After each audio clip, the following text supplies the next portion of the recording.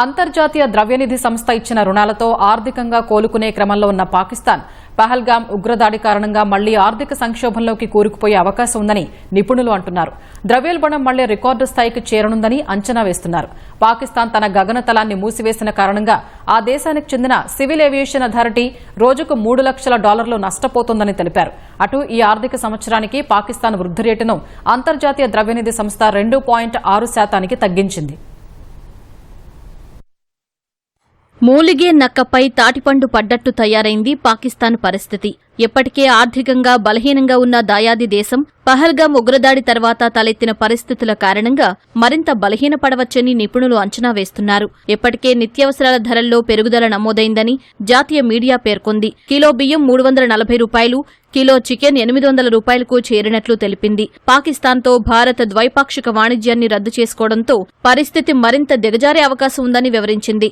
పాకిస్తాన్ అంతర్జాతీయ ద్రవ్యనిధి సంస్థ IMF అందించే రుణాలపైనే ఆధారపడి ఉంది. గత మార్చిలో $2 బిలియన్ రుణానికి IMF ఆమోదం తెలిపింది. జూన్ 30తో ముగిసే ఆర్థిక సంవత్సరానికి పాకిస్తాన్ వృద్ధి రేటును 2.6%కి IMF తగ్గించింది. అంతకుముందు ఆర్థికాభివృద్ధి రేటు 3%గా ఉండొచ్చని IMF అంచనా వేసింది.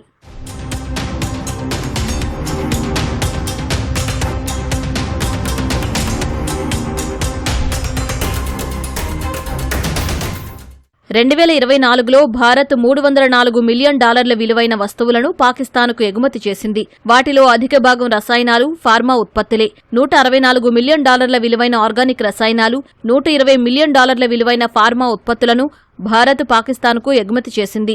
ఆర్గానిక్ రసాయనాలను పరిశ్రమలు, హెల్త్ కేర్ రంగంలో వినియోగిస్తున్నారు. ఫార్మా ఉత్పత్తులను ఔషధాలు, యాక్టివ్ ఫార్మాస్యూటికల్ ఇంగ్రీడియంట్స్ ఉత్పత్తికి పాక్ వినియోగిస్తుంది. ద్వైపాక్షిక వాణిజ్యం రద్దు కారణంగా పాకిస్తాన్లో ఇప్పుడు ఫార్మాస్యూటికల్ ఉత్పత్తుల కొరత ఏర్పడే అవకాశం ఉంది. పండ్లు, కూరగాయలు, డ్రై ఫ్రూట్స్, పౌల్ట్రీ ఫీడ్ను కూడా పాక్ భారత్ నుంచి దిగుమతి చేసుకుంటోంది. ప్రస్తుతం భారత్ నుంచి సరఫరా నిలిచిపోవడంతో వీటి ధరలు పెరిగే అవకాశం ఉంది. పాకిస్తాన్ ఆర్థిక వ్యవస్థ ఎక్కువగా వ్యవసాయంపైనే ఆధారపడి ఉంది. ఆ దేశ జీడీపీలో వ్యవసాయం వాటా 24%గా ఉంది. దాదాపు 37.4% మందికి ఉపాధిని కల్పిస్తోంది. సింధు నదీ జలాల ఒప్పందం రద్దు కారణంగా నీటి సరఫరా నిలిచిపోతే బలహీనంగా ఉన్న పాక్ ఆర్థిక వ్యవస్థ కుప్పకూలే అవకాశం ఉందని నిపుణులు అంటున్నారు.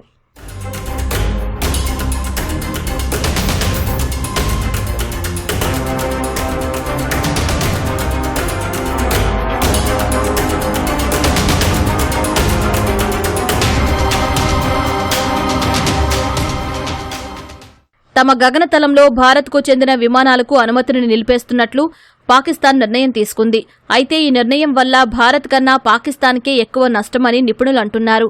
ఓవర్ ఫ్లైట్ పార్కింగ్ ఫీజు రూపంలో వచ్చే ఆదాయాన్ని పాకిస్తాన్ సివిల్ ఏవియేషన్ అథారిటీ కోల్పోనుందని చెప్పారు. ఒక దేశ గగనతలాన్ని వినియోగించుకున్నందుకు విధించే ఫీజును ఓవర్ ఫ్లైట్ ఫీజు అని అంటారు. ఓవర్ ఫ్లైట్ ఫీజును విమానయాన సంస్థలు చెల్లిస్తాయి.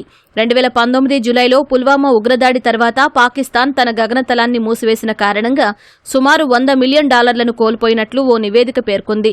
ఆ సమయంలో రోజుకు దాదాపు 400 విమానాలపై ప్రభావం పడిందని తెలిపింది.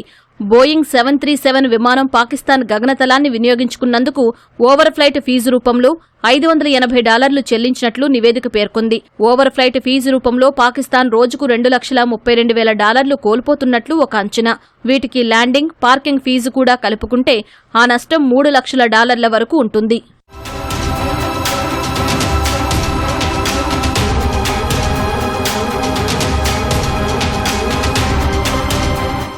భారత్ పాకిస్తాన్ మధ్య ద్వైపాక్షిక వాణిజ్యం 2018లో $3 బిలియన్ ఉండగా 2024 నాటికి $1.2 బిలియన్ తగ్గింది. ప్రస్తుతం భారత్ ఆ దేశంలో వాణిజ్య సంబంధాలను తెంచుకోవడంతో పాకిస్తాన్ ఆర్థిక వ్యవస్థ మరింత క్షీణించే అవకాశం ఉందని నిపుణులు అంటున్నారు. సుదూర దేశం నుంచి చేసుకునే దిగుమతుల కారణంగా వస్తువుల ధరలు పెరుగుతున్నాయని చెబుతున్నారు. ప్రస్తుతం భౌగోళికంగా నెలకొన్న ఉద్రిక్తతల కారణంగా కొత్త వాణిజ్య భాగస్వామిని కనుగొనడం కూడా కష్టమేనని అంటున్నారు. ప్రస్తుతం ఇరు దేశాల మధ్య కొనసాగుతున్న ఉద్రిక్తతలు తారాస్థాయికి చేరితే బలహీన ఆర్థిక వ్యవస్థ కారణంగా పాకిస్తాన్ తమ సైన్యానికి కూడా నిధులు సమకూర్చలేదని నిపుణులు అభిప్రాయపడుతున్నారు.